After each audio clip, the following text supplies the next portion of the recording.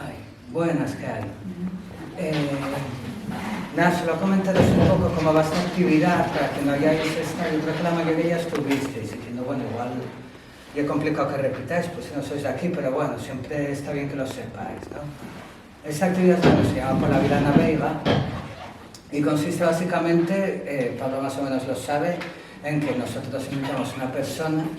Esta persona habla durante 20, 30 minutos, por ahí como un tema, digamos, introductorio, y luego se abre un debate en el que lo guapo sería que participara pues, el mayor número de gente que estéis aquí. Y luego, una vez que termina esto, continúa en un bar. En este caso, bueno, vamos a ir a La Barrica, que es una sidrería que queda por aquí al lado. La cena cuesta 15 euros, quien no se lo pueda permitir no importa que se le invita, o sea que por dinero que no sea. La cosa es, esta actividad consiste más que nada en que nos reunamos, ¿no? y en hacer un poco de comunidad y de pueblo y de dar vida cultural, no solo a lo que es la Casa de Cultura, que está muy bien pues, llenarla de contenido, sino también pues, expandirlo un poco a nuestro alrededor. Y nada, esta es la tercera charla que hemos dado. La primera estuvo aquí Laura Viñuela, que habló un poco de feminismo y música. Luego estuvo Miguel Presno, que habló de inteligencia artificial. Ahora está Pablo, que va a hablar un poco pues, de la historia de la represión, digamos, ¿no? Política a través de la policía a lo largo de los últimos 40, 50 años. Y luego, el 23 de octubre, tenemos aquí a un periodista y un columnista que se llama Mario Coleoni, que va a hablar un poco pues, de la posibilidad del arte en los tiempos de las redes sociales, del TikTok, de si es posible hacer arte, o qué arte es posible a través de esos medios, ¿no? Y bueno, nada más decir que eso pretende que sea participativo, no solo lo que lleve en la charla en sí, sino a la hora de organizar nuevas actividades y tal. Entonces, oye, quien se quiera apuntar a echar una mano, yo encantado, y a proponer temas, a proponer ponentes, a proponer tipos de discusión, modelos, etc. Y bueno, nada, ahora os dejo con Pablo, que como sabéis, acaba de publicar un libro hace muy poquitos meses, La secreta de Franco, y que como le dije a él, aquí en la biblioteca salió bastante para ser un libro de no ficción, ¿no? Que por lo general lo que se lleva eso es pues, la narrativa, la novela, y este libro en cambio está entrando y saliendo desde que lo compramos para la biblioteca, o sea que felicitarle. Y nada, con él os dejo y eso, que participéis.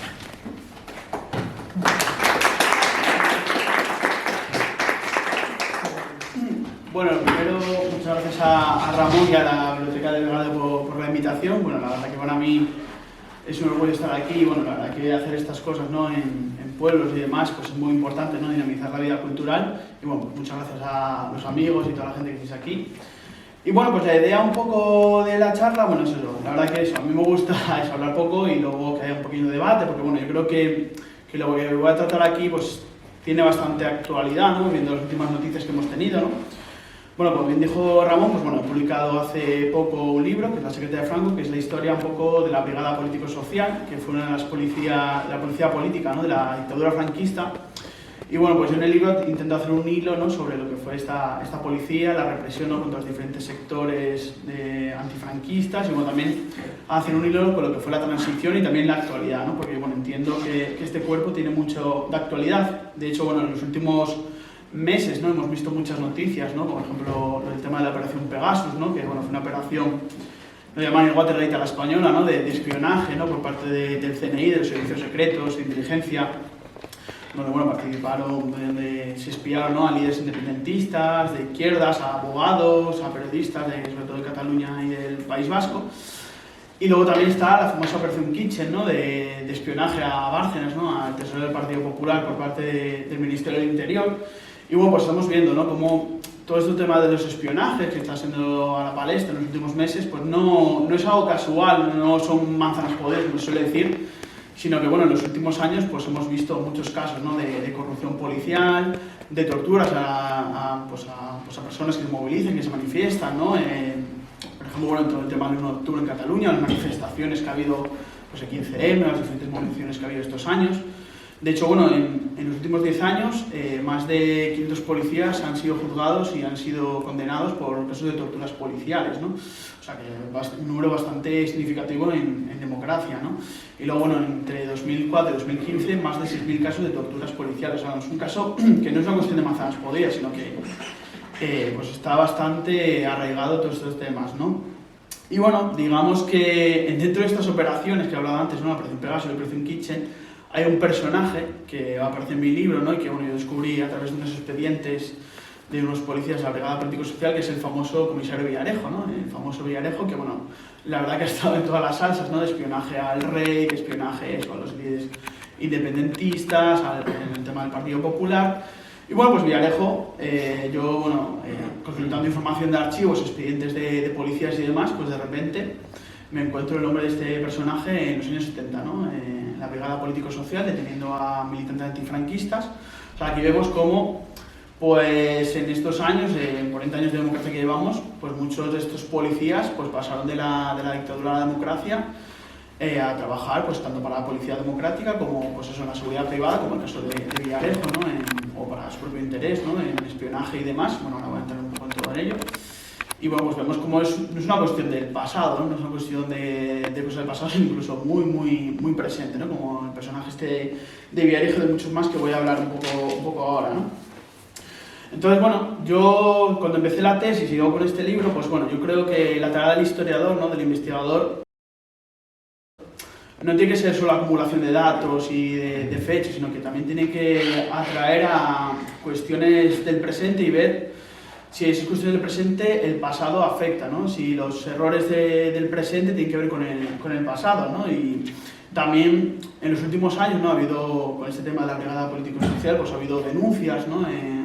Por parte de gente que fue torturada por esta Brigada Político-Social, como por ejemplo la querella argentina contra los crímenes del franquismo, contra Abel Niño, que es uno de los personajes más conocidos de la brigada, que murió hace un par de años, y que su expediente personal hasta 2045 no se va a poder consultar, o sea, para que vean las dificultades de investigación y demás, ¿no? Que bueno, ahora también hablaré un poco de ello. Y pues eso, en los últimos años ha habido también, por ejemplo, documentales como El silencio de otros, que ha sido premio a los Goya, series de televisión, o sea, que ha sido tratado también en el Congreso, se ha llevado estos temas, ¿no? Con la nueva ley que está creando de memoria democrática, o sea, vemos que es un tema de rabiosa actualidad, y bueno, entendía que los historiadores, pues bueno, fruto de ese reclamo social, pues tenemos que atenderlo, ¿no? Que no tenemos que estudiar cosas ahí abstractas, sino que tenemos que ir a los hechos, ir a cosas que afectan al presente, ¿no? Y bueno, pues yo me puse con este trabajo, a pesar de las dificultades de investigación, ¿no? Porque, por ejemplo, eso, para poder consultar expedientes de policías y demás, tienes que esperar 25 años a que muera ese policía, ¿no? Entonces, pues esos expedientes de muchos policías de estos años, pues hasta pues, 2020 y pico, 2040, no se va a poder consultar. Pero bueno, a pesar de esas dificultades, pues, bueno, entendía que había que rellenar ese hueco que había en la historiografía, ¿no? Porque bueno, en los últimos años sí que ha habido muchos investigados sobre la represión franquista, sobre la transición, pero sobre este tema, ¿no? Sobre la Brigada Político-Social no había prácticamente gran cosa, ¿no? Trabajos de periodistas y tal, pero de hecho el libro es la primera tesis sobre este tema. Y bueno, pues entendía que eso, que había que rellenar ese hueco, ¿no? Y bueno, pues yo en el libro y la investigación y demás, pues trato eso, la institución de la brigada, ¿no? Y cómo, sobre todo, bueno, la represión, ¿no? Contra los diferentes sectores de oposición. Bueno, para que no lo sepáis, bueno, hubo bastante movilización contra la dictadura, ¿no? De obreros, de estudiantes, de intelectuales, de artistas, y digamos que esta brigada actuó contra todos estos sectores, ¿no? Yo en el libro pues desgrano un poco cómo utilizaba la represión contra estos diferentes sectores de la oposición antifranquista, ¿no? Como primero, pues bueno, había una fase de análisis, ¿no? de lo que es estos sectores del antifranquismo, de la propia sociedad española, ¿no? Por ejemplo, se reunían, ¿no? para por ejemplo, analizar lo que pasaba en las universidades, en los centros de trabajo. Y luego, pues bueno, toda la etapa de las torturas, ¿no? Que es lo más... Yo cuando empecé a investigar esto, pues claro, lo que más te llama son pues, el tema de las torturas, de los golpes, pero claro, lo vas escarbando y ves que esta institución es mucho más allá de las torturas, como voy a hablar un poco ahora de ello, ¿no?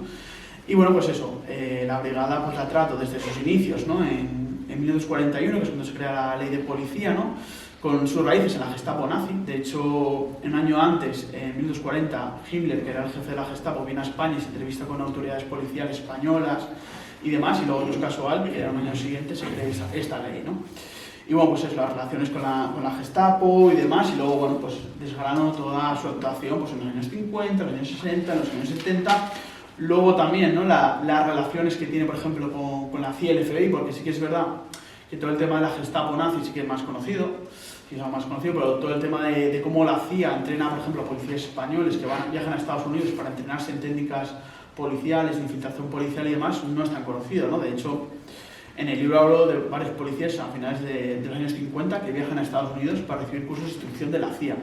En un momento en que la CIA estaba ya probando pues, técnicas de tortura psicológica, de tortura con estupefacientes, por ejemplo, y demás, ¿no? Y bueno, pues es interesante toda esta relación, ¿no? que trato en el libro, y cómo la Brigada Político-Social se convierte en un pilar fundamental del aparato represivo franquista, ¿no? Digamos que uno de los factores de por qué se mantiene 40 años la dictadura es la represión, ¿no? Y la Brigada, sobre todo a partir de los años 50, juega un papel fundamental en esta, ¿no? Pero bueno, no solo era un aparato represivo, también un aparato intelectual, ¿no? Yo en el libro hablo mucho, ¿no? de cómo crean boletines, ¿no? De información antimarxista en los años 40, en los años 50, boletines pues, bueno, donde analizan lo que es pues, la sociedad española, el movimiento obrero, la historia de España. Bueno, la verdad que esos boletines son bastante locos, porque bueno, tú ves como, por ejemplo, Eduardo Domínguez Colomer, que es uno de los policías más famosos que escribió estos boletines, acusa a los masones de todos los males de España, ¿no? O sea, de todas las revoluciones, revueltas, y bueno, luego había otro, que era Mauricio Caslavilla, que decía que la sodomía era la culpable de todos los males también de España, ¿no? O sea, la verdad que estos cerebros un poco enfermizos, ¿no? Pero bueno, te sirve para ver un poco el aparato de propaganda que había detrás, que no solo eran dar golpes y demás, sino que, claro, tú para torturar a alguien o para golpear a alguien, tienes que tener un aparato ideológico detrás para tú pues, sentirte que eres el bien, ¿no? Que eres la defensa de España, de la patria, y los otros son el mal, ¿no? Los comunistas, los nacionalistas o el movimiento obrero estudiantil es el mal, ¿no? O sea, tiene que haber un aparato ideológico que justifique todo eso, ¿no? Y pues eso, boletines, revistas, una revista Policía que analizaba todo esto. Y bueno, pues digamos que eso, analizo pues, todos estos factores de la brigada y cómo se convirtió en un aparato fundamental de represión. Pero no solo trato eso, sino que también trato cómo la oposición hace frente a esta brigada, ¿no? A la represión franquista y demás, porque bueno, a veces cuando se trata estos temas de la memoria, se suelen tratar de un tema muy lacrimógeno, muy personalista, sin ver cómo muchos de la oposición antifranquista, incluso yo hablando con muchos de ellos, no se sienten víctimas, se sienten más bien resistentes, ¿no? Luchadores contra la dictadura. Es que es verdad que fue así, o sea, la gente, tú por ejemplo en el libro yo hablo mucho de cómo se creaban manuales contra la tortura y contra la represión, de cómo hacer frente a las torturas, por ejemplo, cómo hacer frente a una redada policial, cómo esconderte una redada, cómo aguantar las torturas físicas y psicológicas, o sea, que la gente sabía obviamente lo que se enfrentaba, ¿no? Pero sin embargo, pues podía más el ansia de libertad o de cambio que el miedo a las torturas y la represión, ¿no? Y, bueno, aquí por ejemplo en Asturias hay un caso muy conocido, bueno, conocido ahora no da a conocer, ¿no? Que no es tan conocido, que fue, bueno, el 12 de marzo del 65 ocurre en Mieres un asalto a la comisaría, y en donde más de 1000 personas, según la propia policía, se enfrentan, ¿no? a la brigada político-social por liberar a unos detenidos que viven en comisaría. Y también las mujeres juegan un papel fundamental, ¿no? Que la mujer juega un papel fundamental en la oposición a la dictadura, ¿no? Que lo hablo en el libro, y también sobre bastante represión, ¿no? De hecho, por ejemplo, en Asturias hay dos conocidas, ¿no? Que son Anita Sirgo y Pina Pérez, que en el año 63 le rapan el pelo, ¿no? Como señal de, bueno, de perder la feminidad y demás, y son pues represaliadas, ¿no? En el año 63 es una época en que supuestamente el franquismo se vendía como un régimen de paz, de estabilidad en Europa, y realmente pues ahí ves cómo seguía siendo un régimen de represión y demás, ¿no? Y bueno, pues es interesante ver esa relación, ¿no? Entre la brigada y la oposición de enfrentamiento, ¿no? Pues de que la resistencia fue una resistencia activa, ¿no? Que no fue pasiva de recibir los golpes, sino que también hizo frente a esos golpes, ¿no? Y bueno, luego también un apartado muy importante del libro es todo el tema de la transición, ¿no? Porque bueno, la transición, es verdad que gracias a muchas investigaciones en los últimos años se está desmontando el mito de la transición pacífica, de consenso, y está habiendo muy buenas investigaciones sobre lo que fue la violencia policial, de la extrema derecha en la transición, también eso, las rupturas de consenso en esos años, de la violencia, de las movilizaciones que hubo contra la dictadura y por las libertades. Y bueno, pues yo he intentado aportar un poco mi granito de arena desde el punto de vista de lo que es la policía, ¿no? Porque bueno, frente a otros países como Portugal o Argentina, donde sí que hubo una depuración de esos elementos, y hubo juicios incluso, aquí en España no hubo eso, ¿no? De hecho, yo en el libro hablo de muchos nombres, por ejemplo aquí en Asturias hay un caso muy famoso que es Claudio Ramos, que fue jefe de la Brigada Político-Social aquí en Asturias en los años 60 y 70, y él, en los años de la democracia, lo mandan como jefe de la brigada de información a Canarias y luego es jefe de seguridad en el metro, ¿no? Pero bueno, en muchos casos, por ejemplo, Roberto Conesa, uno de los policías más conocidos, también aparte de Billy el Niño, este hombre estuvo en la detención de las 13 Rosas en el año 39 y luego lo ves en el año 79 dirigiendo la brigada antiterrorista ya en plena democracia con Martín Villa. De hecho, en esos años, que bueno, en el libro no hablo, pero para unas futuras investigaciones que estoy haciendo sí, hay una comisión de investigación en el Congreso donde investigan a Martín Villa, este hombre, a Conesa, por supuestas escuchas a políticos, diputados, de UCD. O sea que el tema de la operación Pegasus y Kitchen no es algo de ahora, sino que viene de largo, ¿no? Y bueno, pues eso, la transición, pues en una época de dura represión, de centenares de muertos en manifestaciones, en comisarías, y bueno, en el libro salen muchos datos, que no son solo míos, sino de muchos otros investigadores. Y bueno, pues esta policía pues pasó de la democracia, o sea, de la dictadura a la democracia, pues eso, siendo condecorados, siendo ascendidos y sin ningún tipo de depuración, ningún tipo de responsabilidad penal, ¿no? Como así pasó en Portugal, nuestro vecino país, porque muchas veces con el tema de transición se suele hablar que, bueno, es lo que se puede hacer, no se puede hacer más.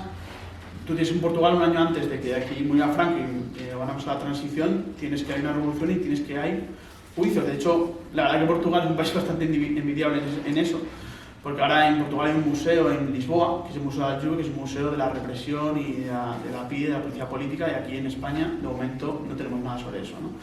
Por ejemplo, la Puerta del Sol, que fue donde torturaban a la gente y demás, no hay ni siquiera una placa que explique lo que pasó ahí, ¿no? Hay una placa del COVID y tal, pero no hay una placa que explique que ahí fue un centro de torturas, ¿no? Y bueno, pues eso, la transición, claro, la impunidad de esta gente, de sus métodos y demás, es lo que ha hecho que digamos que la policía actual actúe como está actuando, ¿no? Con eso, el tema de las torturas, el ascenso de la propia extrema derecha de la policía, ¿no? Con el tema de Fusapol, no es casual, ¿no? Yo creo que tiene que ver muchos factores, ¿no? Pero uno de los factores importantes yo creo que es esta impunidad de estos policías en la transición, ¿no?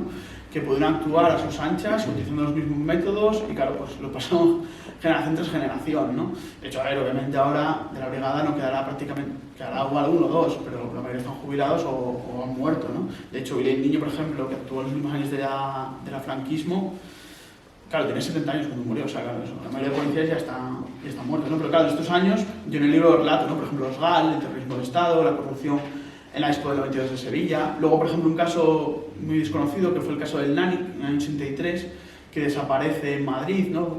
Lo hace desaparecer la policía, porque había una red de policías y kinkis que se dedicaban al robo de joyas y a la venta en el mercado negro, y una red de policías y de delincuentes unida, ¿no? Entonces tú ves cómo pues eso se extiende hasta llegar a la actualidad, ¿no? Por eso, bueno, yo creo que este libro no solo es un libro de historia, sino que es un libro incluso de rabiosa actualidad y muchas cosas. Y bueno, pues yo creo que, bueno, ahora en el debate, preguntas o cuestiones políticas que haya, bienvenidas sean, porque bueno, yo creo que, pues bueno, por ejemplo, en la transición se intentó crear una policía diferente, ¿no? De hecho, en el libro hablo que hay un sindicalismo policial de policías progresistas, demócratas, que quiere una policía que abogue por los derechos humanos, por ciertas libertades dentro de la propia policía, porque de hecho los sindicatos policiales no son legalizados hasta el año 84. O sea, por ejemplo, el SUB, que es uno de los principales sindicatos de la policía, no es legalizado hasta el año 84, ¿no? Entonces, claro, pero todos esos policías fueron degradados e incluso expulsados, algunos de ellos, ¿no? Por ejemplo, un caso en Madrid, que es Jesús Menino de la Hoz, lo expulsaron por escribir 2 artículos contra el golpismo en el país, ¿no? Entonces, claro, hubo posibilidades de hacer otra cosa, ¿no? Pero no se quiso porque, claro, los policías que venían de la brigada político-social pues eran policías experimentados en reprimir movilizaciones, en reprimir el terrorismo.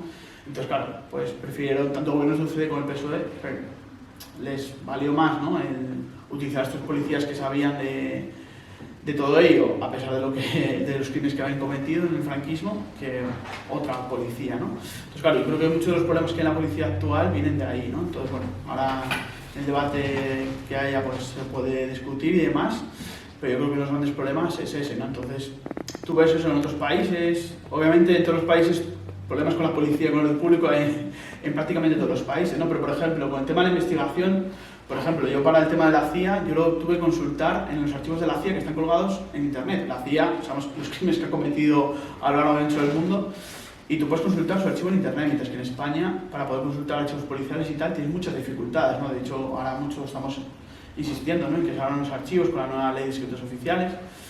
Pero bueno, hay muchas dificultades, pero bueno, yo creo que hay que seguir investigando porque obviamente cambiar la policía va a ser bastante difícil, ¿no? Pero por lo menos que se sepa lo que hicieron, ¿no? Y que por lo menos En los últimos años, pues por ejemplo, gente como Fraga, que se firmó sentencias de muerte, este hombre murió como siendo un gran demócrata, ¿no?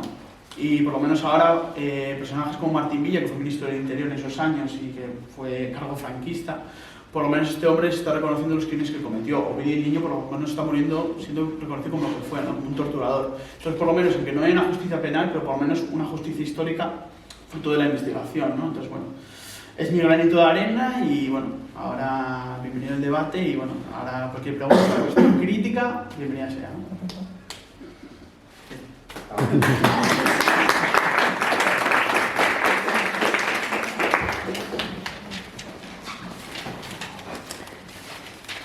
Pues nada, si alguien quiere hablar o nadie se corta. Aquí siempre pasa lo mismo al principio. Ya, se pasa en todos lados. No me he puesto a leer todavía el libro, pero cuento de, precisamente, que me parece que sale a cines ahora